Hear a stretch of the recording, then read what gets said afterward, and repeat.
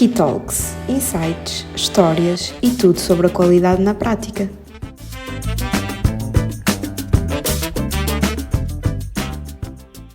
Bem-vindos ao Key Talks da APQ. Hoje vamos falar sobre a norma ESA 8000-2026, ou seja, uma norma relacionada com a área da responsabilidade social e do trabalho digno. E para o efeito temos aqui connosco o Nuno Barros, da LIPOR, que vai nos ajudar a perceber um pouco esta norma na perspectiva do impacto que ela tem para as organizações e também no sentido de percebermos aqui o impacto que o processo de revisão desta norma face à versão anterior de 2014 vem a ter, digamos assim, nas organizações que atualmente já possuem sistemas de gestão de responsabilidade social certificados. O Nuno Barros pertence à área de Sustainability and Communication da LIPOR e, mais uma vez, agradeço a sua disponibilidade para poder estar aqui connosco neste podcast. Nuno, a primeira pergunta que eu gostava de lhe perguntar é: pode-nos fazer aqui um enquadramento geral sobre o seu papel na LIPOR, nesta dimensão da responsabilidade social e, mais em concreto, da ESA 8000? Claro que sim. Antes de mais, muito boa tarde a todos e gostava de deixar o meu agradecimento também à APQ pelo convite que nos foi endereçado. Temos muito gosto em estar aqui e conversar um bocadinho sobre estas coisas que cada vez mais estão na ordem do dia. Portanto, como já referiu, eu trabalho na LIPOR, estou muito na área do envolvimento dos colaboradores, na comunicação interna e tenho também a minha responsabilidade esta questão do sistema de gestão da responsabilidade social da LIPOR. Portanto, é um sistema que está certificado desde 2009 e, portanto, o meu papel passa muito por fazer a ligação entre as várias áreas, digamos assim, um trabalho de sensibilização e de comunicação com os próprios colaboradores, e depois um bocadinho a ligação de todos os envolvidos, nomeadamente a administração, a direção, os colaboradores, as várias áreas, os recursos humanos, a higiene e segurança. Portanto, acaba por ser aqui um trabalho que é bastante fluido e pronto, e que tem como objetivo final, que é também um desidrato da própria LIPOR, que esta norma e que a sua implementação não seja mais documentos e mais papel, mas que seja efetivamente uma coisa que faz a diferença e que torna a vida e o trabalho de todos melhor. Na sua opinião, e relativamente a esta temática que nos traz aqui hoje, da responsabilidade social, da ESA 8000, acha que por parte das nossas organizações em Portugal está a existir um maior foco, digamos assim, está a ser atribuída uma maior importância estas matérias? Eu diria que sim. Acho que temos aqui uma perspectiva moderna um bocadinho paradoxal. Por um lado, estamos a assistir cada vez mais a clivagens entre vários setores e patamares da sociedade. Estamos a sentir também uma exploração dos mais fracos, aqui há alguma falta de proteção para aqueles que são mais desprotegidos ou que estão em situações transitórias e ao mesmo tempo, lá está, paradoxalmente, uma maior preocupação dos próprios cidadãos e de toda a gente com aquilo que é responsabilidade social, quer seja nos produtos que compram, quer seja na forma como as empresas veem o seu próprio risco, quer seja naquela questão dos próprios investidores verem e analisarem as questões da sustentabilidade quando fazem os seus investimentos. Portanto, tudo isto acaba por trazer estes temas para a luz do dia e, ao mesmo tempo, levar a que as empresas, efetivamente, abracem estes sistemas de gestão, portanto, nomeadamente a gestão da responsabilidade social, como um must, não é? Portanto, uma coisa que tem, efetivamente, que ser, como uma coisa que tem, efetivamente, que acontecer, até mesmo para terem uma licença para operar e, por outro lado, para reterem também aquilo que agora se chama muito os talentos, não é? Ou seja, os próprios colaboradores preferem estar numa organização que tenha estes cuidados, que tenha um propósito, portanto já não é eu vou trabalhar para ganhar dinheiro e não interessa onde, não? Os próprios colaboradores têm esta perspectiva. Portanto, há aqui um conjunto de parceiros e de posições que acabam por arrastar as empresas para o bom caminho, digamos assim, e as leva a abraçar este desafio da responsabilidade social. Obviamente que depois todos os parceiros acabam também por estar envolvidos neste processo. E sendo aqui a LIPOR uma organização que já é certificada desde 2009, de acordo com a ESA 8000, e pensando um pouco, digamos assim, no vosso relacionamento com as vossas partes interessadas, sejam elas a nível interno, estou a pensar em colaboradores, estou a pensar em estruturas representativas de colaboradores, mas também a nível das vossas outras partes interessadas externas, fornecedores, clientes, etc., sociedade e outras, e tendo em conta esta vossa experiência já de há muitos anos de certificação SA8000, que benefícios é que identificam, tendo por base o balanço que fazem de todos estes anos? Eu penso que um dos maiores benefícios acaba por ser a própria reputação da organização. Seja a Alipor, seja qualquer outra organização que esteja com um sistema de responsabilidade social implementado, certificado ou não, mas logo à partida toda esta envolvente, não é? O facto de termos um sistema de responsabilidade social leva a que, logo à partida, a transparência, a clareza nos relacionamentos, a forma como nos relacionamos com os nossos parceiros, lá está, seja internos, seja externos, transformem tudo isto numa questão muito mais fluida, digamos assim. Ou seja, falamos claramente, os nossos parceiros falam connosco claramente, dizem-nos quais são as suas preocupações, nós tentamos responder também de uma forma clara e aberta, ou seja, criamos aqui um ambiente que é mais participativo, que é mais, eu não queria dizer relaxado, mas que é mais informal entre todos, e isto reflete-se muito naquilo que é a parte interessada interna, mais importante, que acabam por ser os colaboradores, não é? Portanto, o facto da organização ter um relacionamento transparente, de fornecer toda a informação necessária, de estar sempre aberta a receber as sugestões dos próprios colaboradores, torna todo este trabalho e toda esta envolvente muito mais satisfatória para todos, para a organização, não é? Porque a nossa administração também fica satisfeita se tiver colaboradores satisfeitos e se os colaboradores estiverem motivados para trabalhar na organização, e os colaboradores, porque efetivamente a organização também responde a estas questões de forma positiva, não é? Portanto, ao fim e ao cabo, acabamos por conseguir ter aquilo que muito comumente se chama uma cultura organizacional muito mais forte e muito mais rígida, ou seja, resistente ao que quer que seja que possa vir, não é? De uma forma em parceria conseguimos resolver a maior parte dos problemas. Externamente, aquilo que já falei há bocado, a questão da confiança nos fornecedores, a questão dos próprios fornecedores confiarem em nós, a questão de parceiros como as escolas, os municípios, a própria academia, portanto, tudo isto cria aqui uma rede de relacionamentos, uns mais formais, outros mais informais, mas que rapidamente conseguimos levantar e resolver problemas que possam surgir. E ao nível mais em concreto aqui da vossa cadeia de fornecimento, estou a pensar em fornecedores, estou a pensar em subcontratados e tendo em conta também aqui o facto da Alipor ser certificada a nível da SA8000 de uma forma um bocadinho mais concreta, ou seja, na vossa gestão do dia-a-dia destes relacionamentos, que impacto é que isso teve a nível das vossas práticas, a nível das vossas metodologias de avaliação, seleção, monitorização desta vossa cadeia de fornecimento? Nós estamos abrangidos pelo contrato das compras públicas, não é? Sim. E dos contratos públicos. E, portanto, logo aí temos algumas limitações em termos daquilo que podemos ou não impor aos nossos fornecedores. De qualquer modo, temos gradualmente integrado critérios de sustentabilidade, critérios de responsabilidade social nos nossos cadernos de encargo e muito também questões de valorização. Portanto, há alguns detalhes em que nós colocamos estas preocupações em cima da mesa como uma forma de valorizar também os próprios fornecedores que depois trabalham connosco.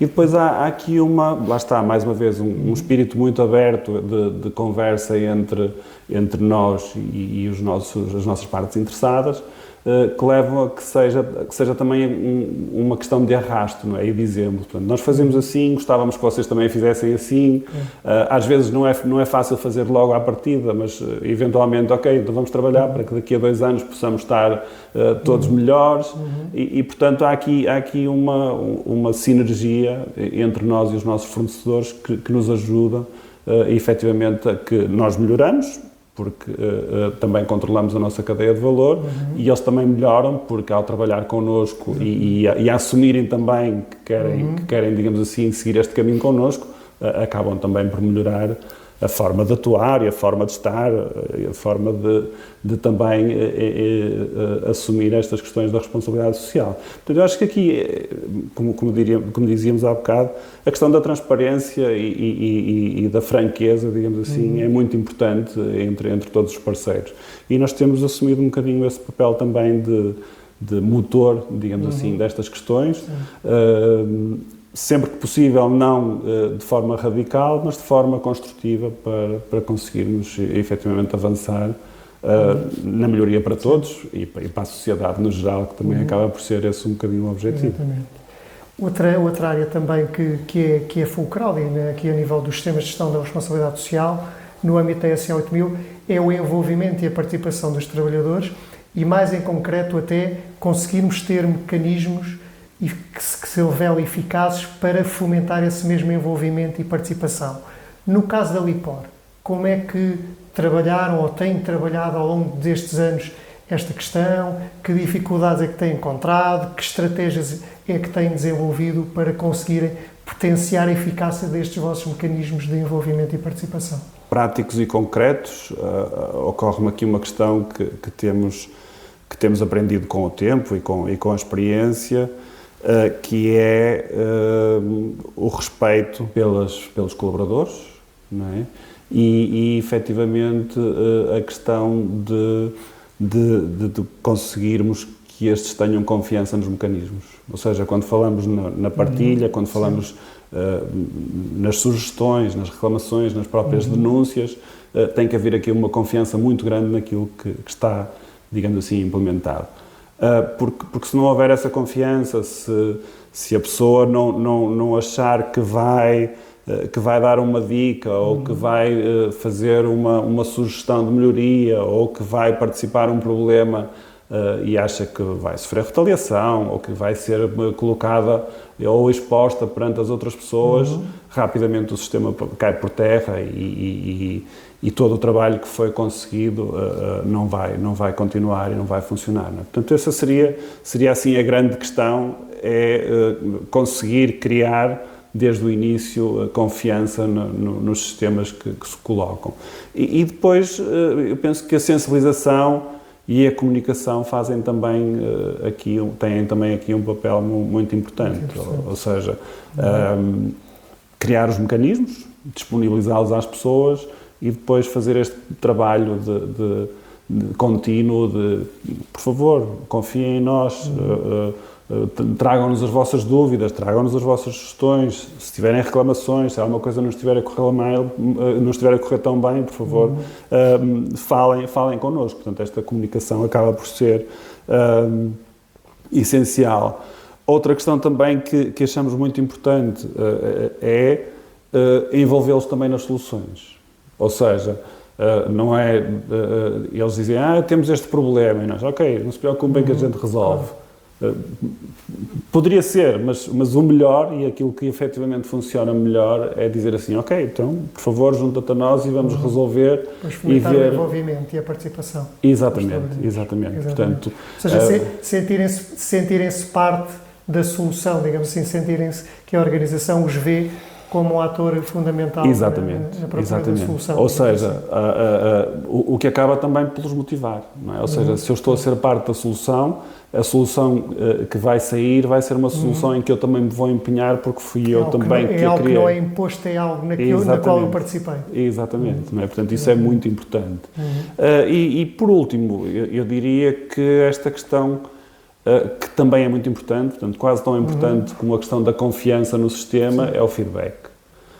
Ou seja, em último caso, estarmos a pedir às pessoas para nos dizerem o que é que precisam e depois não dizermos a água vai minar todo o sistema. Portanto, não vai haver trabalho de parceria, não vai haver trabalho entre as pessoas, não vai haver estas ligações que precisamos.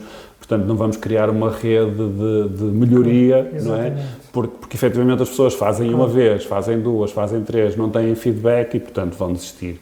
Portanto, nós temos tido muito cuidado com esta questão do feedback. Portanto, tudo o que é sugestão, tudo o que é reclamação, tudo o que é oportunidade de melhoria, nós depois comunicamos de volta para os colaboradores ou para quem colocou a sugestão e explicamos, ok, vamos fazer isto ou não vamos fazer isto, também é possível, olha, isto não dá para fazer por isto e por isto, mas dar sempre um feedback para que lá está, mais uma vez voltando atrás, para que haja esta transparência, esta clareza entre todos. Exatamente. Mudando agora aqui um bocadinho de tema, Nuno, tendo em conta que no início deste mês foi publicada a nova versão da SA8000, neste caso a SA8000 2026, e tendo por base comparativa a versão anterior de 2014, da SA8000, que principais diferenças é que encontra? Essa é uma pergunta mais complexa, até porque a norma ainda é nova, nós trabalhamos muito também sobre a versão draft da própria norma, mas logo à partida eu acho que há aqui uma intenção da SAI de tornar a norma e por inerência todo o sistema de gestão muito mais baseado naquilo que são o resultado e muito menos aquilo que são a documentação e basicamente o cumpre, não cumpre. Sim. Faz isto, faz aquilo, faço. Não. Há aqui uma mudança para os resultados, não é? Ou seja, eu acho que essa vai ser uma questão muito importante, portanto, mesmo a estrutura da norma passou daquilo que eram os requisitos para esta questão, neste momento, daquilo que é uma estrutura dos princípios, depois os princípios vão desembocar em critérios e depois para os critérios teremos indicadores, não é? Ou seja, passamos a ter as coisas mais mensuráveis, as coisas mais fáceis de gerir e, portanto, de uma gestão mais virada para os resultados. Aquilo que vai ser, para todos nós, a verdadeira mudança em termos da norma, da versão 2026. Outra questão que também vai ser muito importante e que eventualmente nos poderá causar aqui alguns problemas é a questão do âmbito da responsabilidade. Portanto, a responsabilidade da organização, até agora nós conseguíamos mantê-la mais ou menos dentro dos limites da organização, né? Depois tínhamos aqui um bocadinho o controle de fornecedores e havia aqui uma tentativa de também passar aos nossos fornecedores, aos fornecedores das organizações, aquilo que são os princípios. Neste momento o próprio âmbito já dá essa questão como adquirida, ou seja, os trabalhadores que são influenciados por mim não são apenas os meus, mas também trabalhadores dos meus fornecedores, trabalhadores das partes interessadas que trabalham comigo. E portanto isto aqui, em termos desta gestão, vai criar aqui algumas complicações. Acho que vamos sair todos com boas ideias para resolver este problema. Penso que a própria SAI, quando publicar o guia, também nos vai dar algumas orientações de como fazer isto, mas lá está, vai aumentar aqui um bocadinho o trabalho que as organizações vão ter no controle de todos estes parceiros. Há também uma questão importante que eu acho que esta norma vai trazer, que é a abordagem do risco vai ser mais presente. Portanto, nós na norma anterior já tínhamos uma análise de risco que era feita em termos daquilo que é responsabilidade social. Neste momento está mais vincada nesta nova versão, não é? Portanto, vai ter que haver uma análise de risco mais estruturada, vai ter que haver uma análise de risco muito em linha com aquilo que é due diligence que neste momento se verifica em termos dos recursos, dos direitos humanos, desculpe. E, portanto, vamos efetivamente ter aqui um processo mais pesado de análise de risco. Há também uma questão que penso que também será interessante ver como é que vai evoluir, depois também com os nossos auditores, quer internos, quer externos, temos que fazer essa análise, mas é a questão das auditorias. Portanto, as auditorias vão passar a ser por pontuação. Ou seja, vai deixar de ser aquela questão de ver se a empresa tem ou não tem, mas vamos passar a ter pontuação. Portanto, em princípio será uma pontuação de 0 a 4, em que 0 não tem nada daquilo que é pedido, e 4 tem um sistema que está robusto e que está bem mantido. E, portanto, depois teremos aqui no 2, portanto, os valores de 2 e abaixo terão que ter um plano de ação de melhorias, não é? Portanto, será também interessante. Isto vem um bocadinho, presumo eu, que o objetivo aqui foi dar dar um bocadinho de seguimento àquilo que era a Social Fingerprint, onde já víamos efetivamente uma avaliação por níveis e por valores. Portanto, penso que será uma evolução desta metodologia e que será também interessante ver qual é que é o resultado. Depois há outra melhoria aqui, ou diferença, que também é interessante, e eu acho que algumas organizações se calhar vão também beneficiar com isso, que é as auditorias passam a ter também um context-based, ou seja, a auditoria já não é igual para todos, mas os próprios auditores que vêm fazer a auditoria podem criar aqui um contexto base, ou do setor, ou do país, ou da região, e adaptar a própria auditoria a esse contexto. E, portanto, isso também acho que é uma melhoria que pode favorecer a todos, não é? E, em último caso, favorece também o trabalhador, que é quem nós queremos proteger. Exatamente. Tendo em conta aqui a necessidade de fazer a transição do sistema de gestão da responsabilidade social nas organizações que já têm a sua implementação de acordo com a SE 8000-2014 para este novo referencial 2026, e pensando aqui no caso concreto da LIPOR, que passos é que já deram nesse sentido? Muito bem, nós temos aqui um prazo relativamente alargado, portanto nós decidimos já internamente que iríamos fazer, também é o que faz sentido, iríamos fazer a transição na nossa auditoria de renovação, que será em janeiro de 2027, portanto a SAI dá até ao final do ano de 2028 para que toda a gente já esteja na nova versão, portanto temos aqui algum tempo para a preparação deste trabalho. Aquilo que nós estamos a prever é que vamos ter 2 auditorias internas e 2 auditorias externas, e durante essas auditorias nós temos sempre um bom relacionamento com os nossos auditores e, portanto, vamos já colocar alguns pontos em cima da mesa e tentar já mostrar algum do trabalho que vamos desenvolvendo para ver se estamos no bom caminho ou não. Entretanto, começamos, e eu acho que pode ser esse o princípio, começamos ainda na versão draft por fazer uma análise do gap, não é? Das principais diferenças entre as 2 versões. E seguidamente fizemos uma formação que encontramos disponível sobre precisamente esta nova norma, portanto fizemos esta formação com a APSER, que também nos deu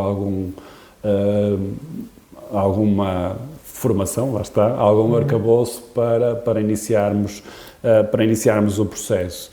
A questão que mais nos preocupa, lá está, como eu já tinha referido, é a questão efetivamente dos parceiros, e da cadeia de valor, portanto, que pensamos que nos vai dar aqui um bocadinho mais de trabalho, mas de resto estamos a fazer aquilo que penso que será o normal para toda a gente. Tivemos a felicidade de o nosso auditor interno também já estar um bocadinho mais à frente e ter-nos passado um documento que faz uma análise um bocadinho mais detalhada sobre esta norma, o que também está a ajudar bastante.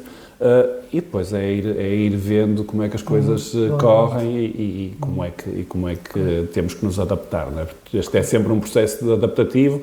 Nós já fizemos a transição quando foi para a versão 2014 e foi aos pouquinhos, portanto não pode ser tudo de uma vez, mas com passos solidificados e com o envolvimento de todos. Felizmente temos também o envolvimento da administração e o empenho em fazer a transição, as coisas conseguem-se fazer. Pensando aqui também em outras organizações que, tal como a LIPOR, têm que fazer a transição dos seus sistemas de gestão, também do referencial de 2014 para esta nova versão de 2026, e para além daquilo que já referiu, do seu ponto de vista, que prioridades, por exemplo, 3 prioridades que lhes apontaria a terem em consideração neste processo de transição? Certo, pronto. A primeira questão aqui é básica, acho que não seria uma prioridade, mas é ler a norma e fazer esta análise de gap, não é? Portanto, quais é que são as principais diferenças, principalmente tentar perceber aqui a diferença, não é só de nomenclatura, portanto, alguma nomenclatura mudou, mas não é só de nomenclatura entre aquilo que eram os requisitos e aquilo que são agora os princípios. E os critérios. Sugeria também, mas isso é quase uma obrigação, a formação da SAI, portanto, esta formação é mandatória, portanto, todos nós teremos que a fazer ou pelo menos alguém na organização terá que fazer esta formação, e depois o envolvimento das equipas internas. Acho que é fundamental, logo desde o início, envolver os recursos humanos, ou envolver também a parte da sustentabilidade, portanto, porque muitas das questões que vão surgir têm a ver, efetivamente, com os direitos humanos, com a due diligence e com as questões dos direitos dos recursos humanos normais, que já estavam na 2014, e, ao mesmo tempo, também a questão da saúde e segurança no trabalho, não é? Portanto, acho que é outra área que deve também estar envolvida desde o início, isto partindo do princípio que a própria administração está já envolvida. Mas sim, penso que seria este o caminho. E, obviamente, quando sair o guia da norma, digamos assim, da SAI, penso que, como no caso da 2014, vai ajudar muito naquilo que é a implementação. Sim, será uma ferramenta útil para as organizações. É uma ferramenta muito útil, eu penso penso que sim, que é mesmo importante. Há uma ferramenta também muito interessante que já está publicada, que é o dicionário dos requisitos, não é? Portanto, neste caso, dos indicadores, e que ajuda porque para cada princípio a SAI propõe e sugere alguns indicadores que podem ser, digamos assim, adaptados e adotados por nós, não é? Por nós e as organizações que, como nós, estão a fazer este caminho. Portanto, acho que também é uma ferramenta interessante e, portanto, digamos assim, com este conjunto de ferramentas, acho que não haverá grande problema na transição, até porque, em princípio, as pessoas que já estão envolvidas na norma de 2014 têm estes princípios já, não é, mais ou menos interiorizados, e a organização está habituada e preparada para estas questões, portanto, não acredito que haja grandes problemas nesta transição. É uma abordagem diferente, esta abordagem daquilo que é o sim ou não para aquilo que é uma abordagem por valores e por indicadores, é diferente, mas penso que não será assim uma coisa muito assustadora, o bicho-papão, digamos assim. Penso que não. Exatamente. Pronto, para terminarmos aqui esta nossa conversa, gostava de lhe perguntar, do seu ponto de vista, que contributo é que a SIA 8000-2026 pode trazer para a área da responsabilidade social, no sentido de dar uma maior visibilidade da importância desta temática para as nossas organizações. Lá está, continuando um bocadinho na linha do que estava a dizer, eu acho que pode haver aqui, e penso que é esse o sentido da SAI, pode haver aqui uma verdadeira mudança de paradigma, não é? Ou seja, nós estamos a olhar para a responsabilidade social e deixamos de ter aqui uma questão de sim, não, e passamos a uma questão de indicadores e de uma medição do próprio desempenho das organizações. E, portanto, no caso das organizações continuarem com os princípios da transparência e de uma comunicação aberta para o exterior, é muito mais fácil nós percebermos o nível em que a organização está, é muito mais fácil percebermos a evolução que a própria organização tem feito, e isso também acaba por ser muito importante, não é? Porque todo este trabalho tem como objetivo a melhoria do bem-estar dos nossos colaboradores, a manutenção dos tais talentos nas nossas organizações, mas ao mesmo tempo acaba por impactar toda a sociedade. E se for mais fácil para a sociedade perceber o nosso nível de empenho e o nível em que a organização está, acaba também a própria sociedade por fazer aqui um feedback positivo e ela própria também se transformar, não é? Portanto, eu acho que esta nova norma pode ter muito esse papel, ou seja, esta nova forma de colocar as coisas em cima da mesa, esta abordagem direta também à questão dos direitos humanos, acaba também por ser um exemplo para o cidadão comum, não é? Ou seja, muitas das questões que se levantam hoje em dia são das organizações, mas também são da sociedade em si, e portanto acho que esta pode ser uma forma de as organizações contribuírem para uma sociedade mais justa, mais solidária e mais atenta a estas questões. Com esta vantagem de termos uma escala e, portanto, conseguirmos facilmente ver, ok, sim, esta organização está a fazer um esforço, não está no último patamar, mas está no segundo e está a subir. Portanto, há aqui, acho que demonstrar este trabalho e demonstrar esta motivação e esta dedicação acaba por também, entre aspas, contaminar aquilo que é a própria sociedade e aquilo que são todos os nossos parceiros. Exatamente, ou seja, mais do que apenas uma avaliação de conformidade de práticas face a requisitos normativos, termos aqui uma componente de avaliação de eficácia e de avaliação de desempenho e, no fundo, perceber a tendência de melhoria ou não desse mesmo desempenho a nível da responsabilidade social. Muito obrigado, Nuno, por esta participação e pelos contributos que deu aqui para este nosso podcast. E terminamos então mais um podcast da APQ, terminamos então aqui mais um episódio do Q-Talks.